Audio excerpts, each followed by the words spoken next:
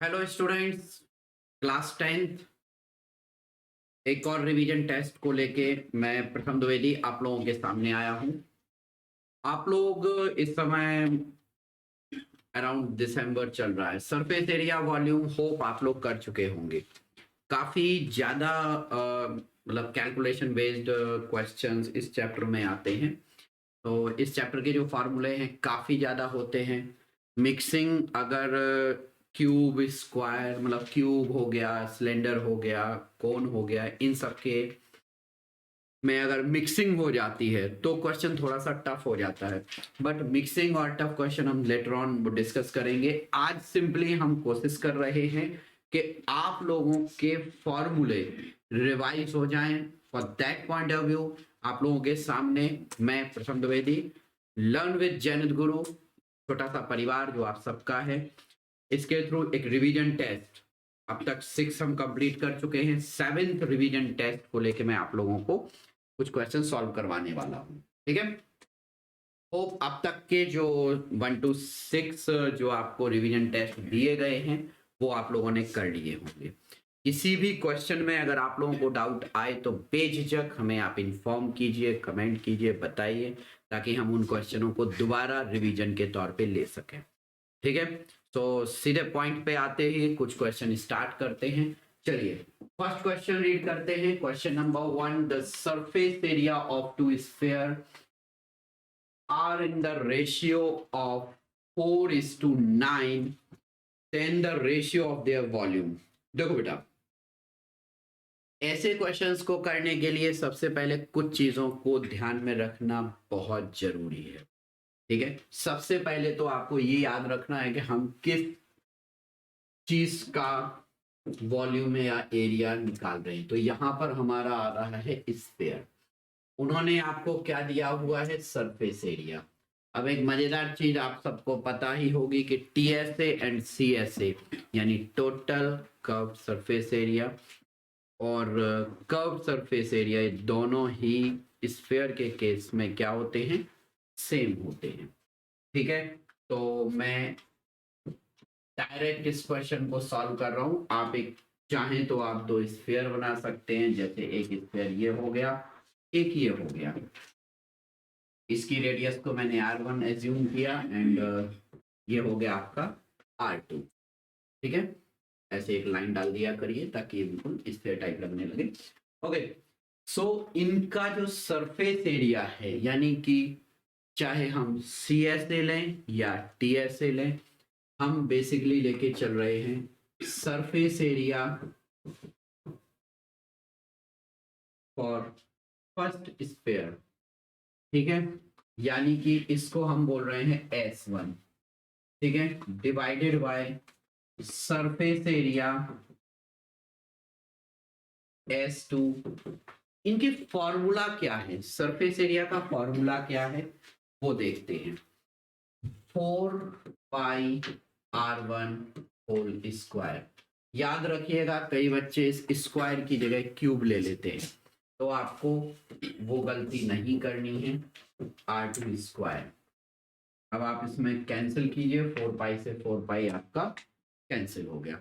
But ये जो data हम आपको दे रहे हैं ये ऑलरेडी आपके इसमें दिया हुआ है। क्या दिया हुआ? ये डेटा ऑलरेडी गिवन है। इनके बीच में जो रेशियो है वो कितना दिया हुआ है? 4:9। मीन टू से कि आपको क्या गिवन है? r1 अपॉन r2, इसका जो होल स्क्वायर है वो आपको दिया है 4/9। ठीक है, that means r1 upon r2 इसका वैल्यू आपका क्या हो जाएगा? 2/3। 2/3 कैसे होगा? यहां देखिए, आप इसको 2/3 होल स्क्वायर ले सकते हैं, अंडर रूट कीजिएगा, आपको मिल जाएगा r1 upon r2 is equal to 2/3। यहां तक समझ में आ गया होगा। फिर को हम थोड़ा सा दूसरी तरफ शिफ्ट किए देते हैं। ये जो डेटा आपको मिला है ये काफी ज्यादा इंपॉर्टेंट है। अब उन्होंने आपको दिया then the ratio of their volume, तो V1 अपॉन V2। अब एक बात बताइए, स्फीयर का वॉल्यूम क्या होता है? स्फीयर का वॉल्यूम क्या होता है? 4/3 पाई आर क्यूब। तो this is 4/3 pi r cube. यहाँ R1 लेंगे क्योंकि हम पहले का वॉल्यूम ले रहे हैं। Now this is 4/3 pi R2 whole cube. Again cancel out हो जाएगा। R1/R2 whole cube, value put कर दीजिए वहां से। जब आप वैल्यू पुट करेंगे, क्या दिया हुआ है वैल्यू में? आपका जो डेटा है वो किस चीज का है? वैल्यू क्या है? 2/3. So this is 2/3 raised to the power 3 means 2 raised to the power 3 कितना होगा? 8 and here 27. So वॉल्यूम का जो रेशियो है V1/V2 क्या आ रहा है आपका? 8/27. तो 8/27 यानी आपका ऑप्शन कौन सा करेक्ट होगा? So option number C. Clear? Hope आपको समझ में आ गया होगा। इसी तरह की अगर कोई और दिक्कत हो तो मुझे बताइएगा। फॉर्मूला एक शीट पे लिख के अपने सामने रख लीजिए, ताकि जब कभी आपको फॉर्मूला भूल जाएं आप, तो आप उसका प्रयोग कर सकें, उसका उपयोग कर सकें। ठीक है, चलिए आते हैं हम अगले क्वेश्चन की तरफ। नेक्स्ट क्वेश्चन हमारा क्या है, रीड करते हैं। The surface area of cube whose edge is 11 centimetre. ठीक है, क्यूब की बात हो रही है। चलिए एक छोटा सा क्यूब बना ही लेते हैं। ठीक है, छोटा ही बनाते हैं, बड़ा नहीं बनाते हैं। चलिए, ये हमारे सामने एक क्यूब दिया हुआ है। ठीक है, ओके। तो इस क्यूब की एज क्या होती है क्यूब की? आपको पता होना चाहिए। उन्होंने आपको दिया है 11 सेंटीमीटर। This is 11 centimetre. ये जो आपकी एज है, यानी कि साइड, क्यूब की बात हो रही है। ठीक है, सरफेस एरिया, तो क्यूब के केस में surface area of cube TSA भी होता है और लेटरल सरफेस एरिया भी होता है। जब लेटरल सरफेस एरिया की बात करते हैं तो टॉप और बॉटम दोनों को रिमूव कर दीजिएगा। ठीक है, तो सरफेस एरिया ऑफ क्यूब कितना हो जाएगा? 6a²। अब ये 6a² होता क्यों है? आप लोग जिस रूम में बैठे हैं उस रूम की वॉल्स को काउंट कीजिए, 1 2 3 एंड 4। तो ये जो आपके होंगे ये कहलाएंगे आपके LSA यानी लेटरल सरफेस एरिया। ठीक है, ऑब्वियसली हर एक वॉल का जो साइज है वो इक्वल होगा।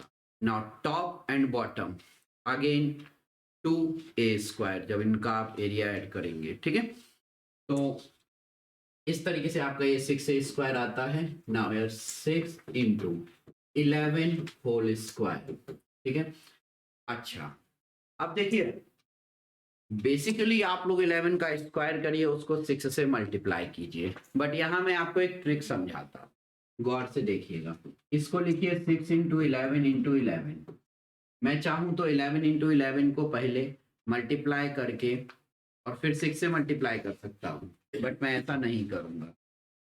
11 इंटू 6 हुआ आपका 66 मल्टीप्लाई बाई 11। अब 11 से मल्टीप्लिकेशन की एक ट्रिक है वैदिक गणित की। उस ट्रिक में क्या करते हैं, 6 और 6, इस 6 को एज इट इज रख दीजिए।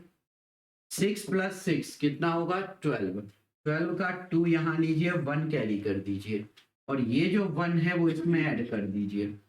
तो 6 प्लस 1 कितना हो गया? 7। तो ये आपका आएगा 726 centimetre square and this is your answer. तो आपने ये 11 से मल्टीप्लिकेशन की ट्रिक अच्छे से समझ ली होगी। होप इस चीज का सरफेस एरिया हो या मेंसुरेशन हो, 11 से मल्टीप्लाई करने की ये जो ट्रिक है बहुत इंपॉर्टेंट है। एक बार फिर से मैं इसको रिपीट किए देता हूँ। किसी भी नंबर को, अगर आपको 2 डिजिट नंबर की यहाँ बात कर रहा हूँ 11 से मल्टीप्लाई करना है, तो आप क्या करेंगे, इस 6 को अलग लिख दीजिए, इस 6 को अलग लिख दीजिए। यहाँ पर आपका 6 आ गया। नाउ 6 प्लस 6 कितना होगा? 12। 12 का 2 यहाँ कीजिए और ये जो 1 है वो कैरी में आएगा, जो आपका इस 6 के साथ ऐड हो जाएगा। तो ये क्या हो गया? 726। क्लियर? आगे बढ़े। क्वेश्चन समझ में आ गया, 11 से मल्टीप्लिकेशन की ट्रिक समझ में आ गई। बिकॉज सरफेस एरिया वॉल्यूम वाले चैप्टर में पाई का बहुत यूज होता है। जब हम उसका डेटा 22/7 रखते हैं तो हमें 11 से मल्टीप्लाई करने की जरूरत महसूस होती है। आगे आते हैं अगले क्वेश्चन की तरफ। एक मैच बॉक्स आपको दिया हुआ है, उसकी मेजरमेंट आपको दी है। मैच बॉक्स तो समझते होंगे, माचिस दी हुई है आपको एक, उसकी आपको मेजरमेंट दी है। What will be the volume of such this type of 12 boxes. देखिए माचिस यानी मैच बॉक्स लोकल लैंग्वेज में कहा जाए तो ये क्या है, क्यूब होगा या क्यूबॉइड होगा। तो आप लोगों ने माचिस देखी होंगी, ठीक है। बेसिकली उसका जो शेप एंड साइज होता है, जैसे मिठाई के डिब्बे होते हैं, क्यूब भी हो सकते हैं, क्यूबॉइड भी हो सकते हैं, बट जनरल केस में क्या होता है, ये क्यूबॉइड होते हैं। माचिस आप लोगों ने देखी होगी। तो क्यूबॉइड, क्यूबॉइड के लिए जो हमारा सरफेस एरिया, यहाँ देखिए ये हमारी एक तरह से माचिस की डिब्बी है। कुछ इस तरीके से आपकी माचिस की डिब्बी है, ठीक है। चलिए कलर बदल दें। ओके, चलिए थोड़ा अलग अलग कलर किए देता हूँ। तो ये आपकी एक माचिस की डिब्बी है जिसकी LBH लेंथ, तो यहाँ देखिए सॉल्यूशन L उन्होंने दी है 4 सेंटीमीटर, B आपको दिया है 2.5 सेंटीमीटर एंड LVH हाइट जो गिवन है वो है आपका 1.5 सेंटीमीटर। नाउ डायरेक्ट आते हैं volume of 1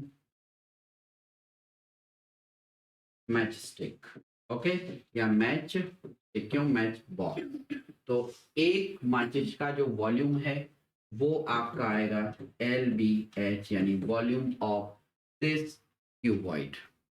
clear, value put करके मल्टीप्लाई करते हैं, 4 इंटू 2.5 इंटू 1.5, ठीक है।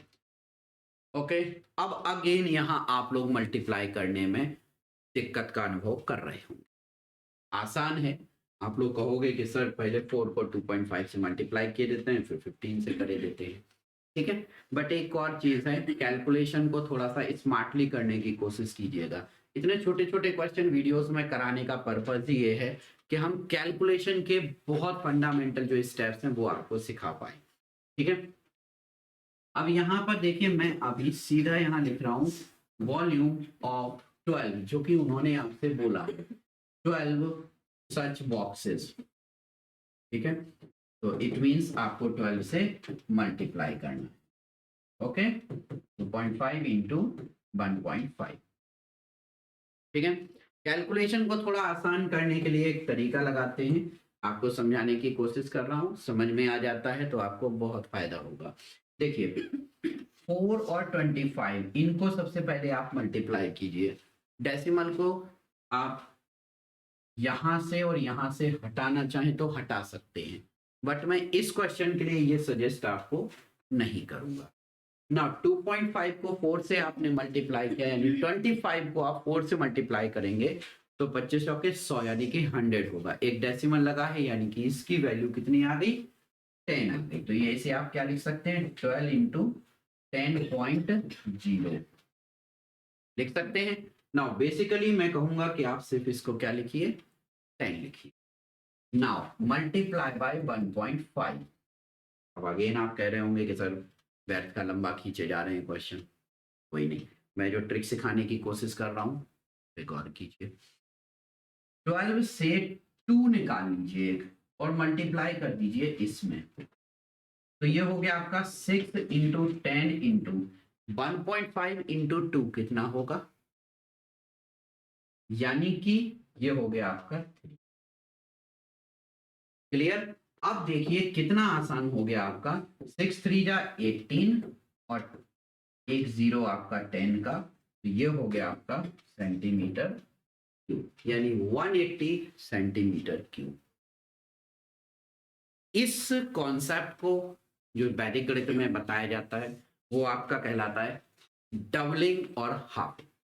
उसको हम हाफ कर रहे हैं या डबल कर रहे हैं, इससे कैलकुलेशन काफी आसान हो जाती है, इजी हो जाती है। तो ये क्या हो गया आपका हाफिंग एंड डबलिंग वाले कॉन्सेप्ट से। तो इस तरीके से आप लोग जब मल्टीप्लाई करेंगे, सॉल्व करेंगे, तो आपका आंसर आ जाए। ठीक है, होप समझ में आया होगा। आगे बढ़ते हैं अगले क्वेश्चन के लिए। नेक्स्ट क्वेश्चन क्या है हमारा, रीड कीजिए। CSA यानी curve surface area of right circular cylinder of height this. यहाँ हमारे एक सिलेंडर की बात हो रही है। क्या भाई, सिलेंडर ड्रॉ किए लेते हैं। ये हमारा क्या है, एक सिलेंडर है, सिलेंडर को फिल किए लेते हैं।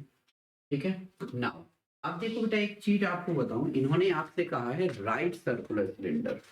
नाउ राइट सर्कुलर सिलेंडर और जो एक दूसरा राइट सर्कुलर सिलेंडर इतना डिटेल में बताने की कोशिश क्यों कर रहे हैं। तो देखो बेटा, मैं आपको ये राइट सर्कुलर सिलेंडर क्या कहलाता है, मैं पहले आपको वो समझाने की कोशिश। देखिए, जिस सिलेंडर का जो बेसिक एक्सिस ऑफ रोटेशन जो मैंने यहाँ पे ड्रॉ किया हुआ है, ठीक है, यानी उसके सेंटर से एक लाइन जो पास हो रही है,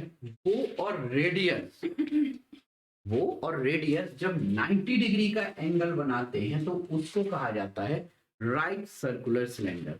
राइट सर्कुलर कोन भी होता है। ठीक है, ध्यान रखिएगा। इसमें देखिए उन्होंने क्या दिया है, height of this type of cylinder is 14 centimetre. Okay, हमें डायमीटर फाइंड आउट करनी है। हमने एज्यूम किया let radius r।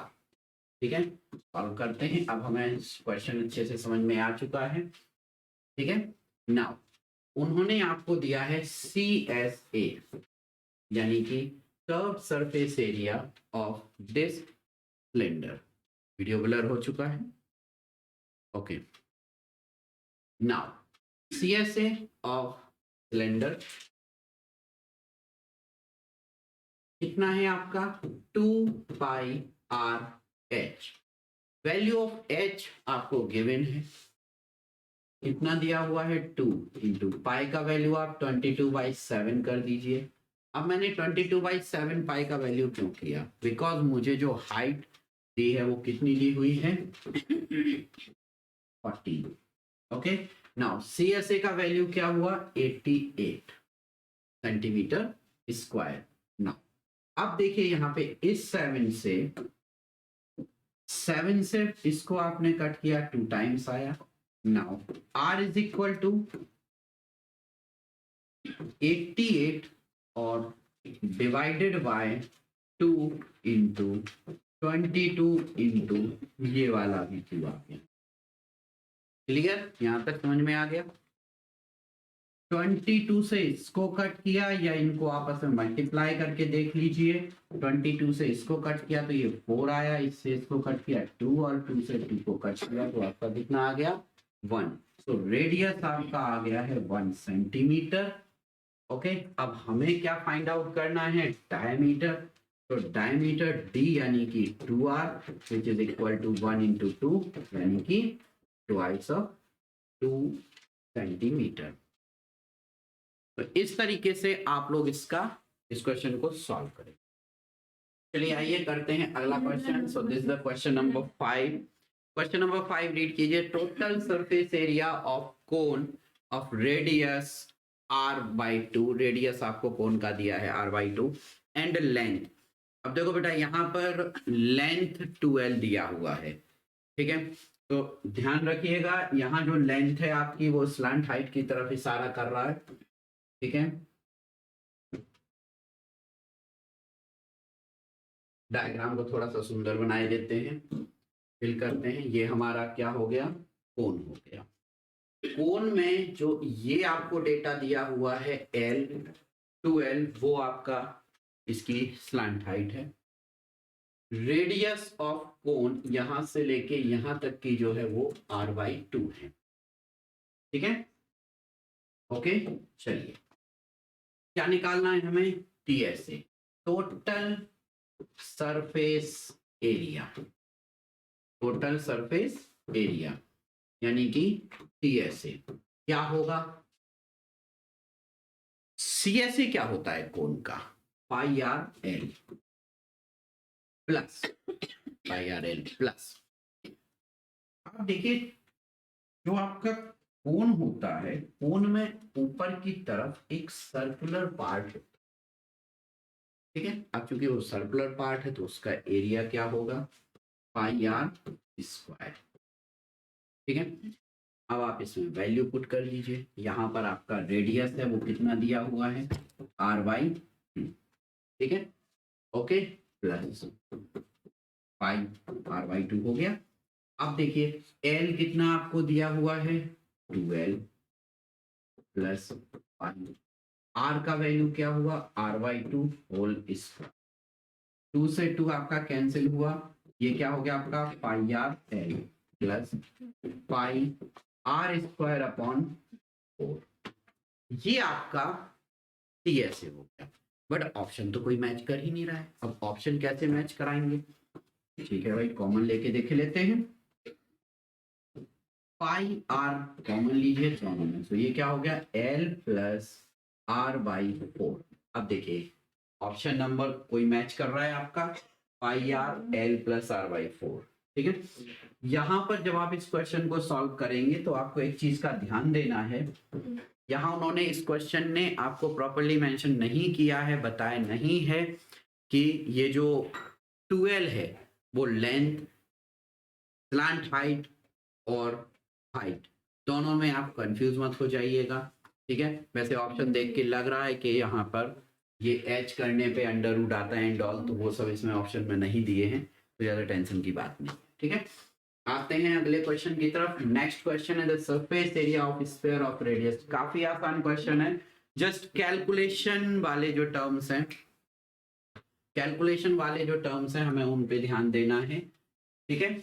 Sphere SPHER, sphere का जो सरफेस एरिया है, क्या है, सरफेस एरिया कितना होता है स्फीयर का सरफेस एरिया, देखो 4 पाई आर स्क्वायर।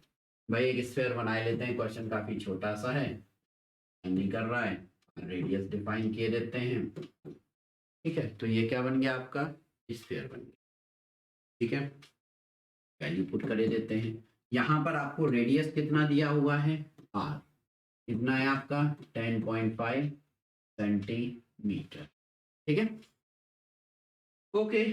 तो वैल्यू पुट करते हैं 4 इंटू, अब मुझे बताइए हम यहाँ पर क्या 22/7 लेंगे या फिर 3.14 लेंगे, तो लॉजिक से जरा ध्यान से देखिए 10.5 किसका मल्टीपल है, 7 का मल्टीपल करके देखते हैं, 22/7 इंटू आर के लिए आप लिखेंगे 10.5 इंटू 10.5। अब बेसिक इसका है कि आपको कैलकुलेशन करनी है, ठीक है। तो कैलकुलेशन के लिए चूंकि नंबर बड़े बड़े हैं, मैं इधर और इधर इनके नीचे 10 पहले ही किए देता हूं, क्योंकि भाई डेसिमल में गड़बड़ी नहीं होनी चाहिए, ठीक है। आप कैलकुलेशन करते हैं, 7 से इसको कट कीजिए, 7 एक 7 बच रहा है 3 और 7 पन्ना 35 यानी कि 15, ठीक है, हो गया।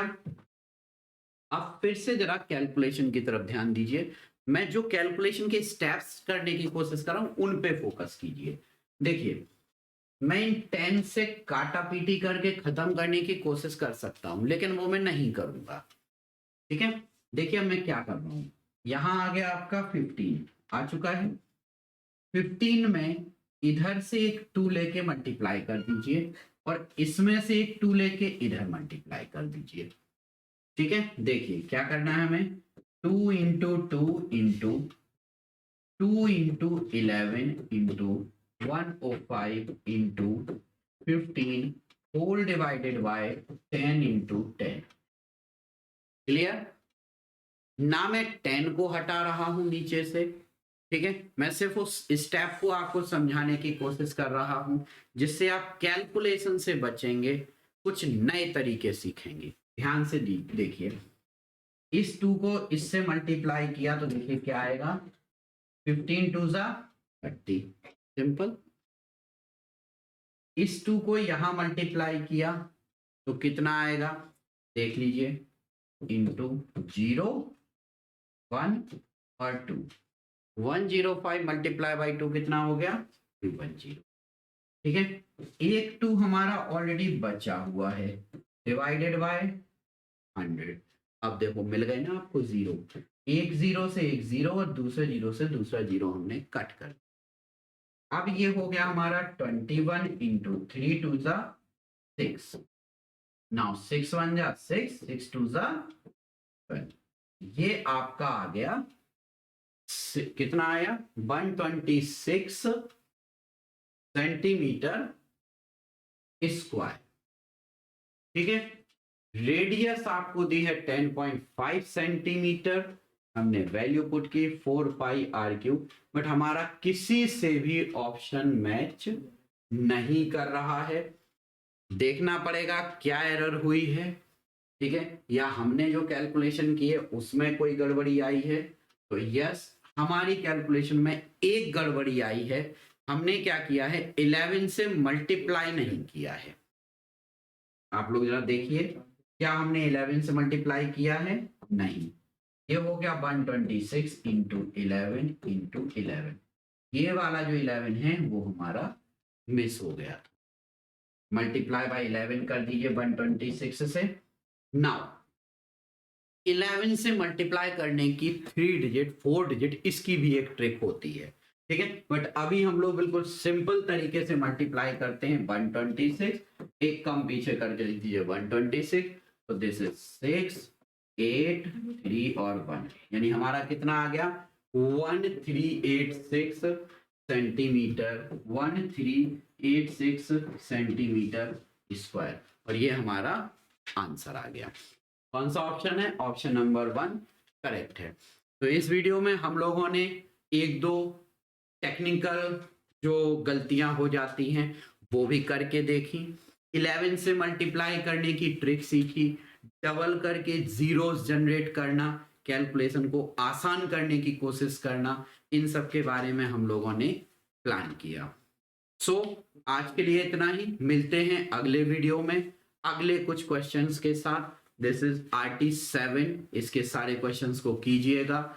जो भी गलतियां होती हैं उनको अलग से कहीं मार्क कर लिया करिए, लिख लिया कीजिए, ताकि ड्यूरिंग एग्जाम आपसे वो एरर्स ना हो। तो thanks for watching, see you in the next video, bye.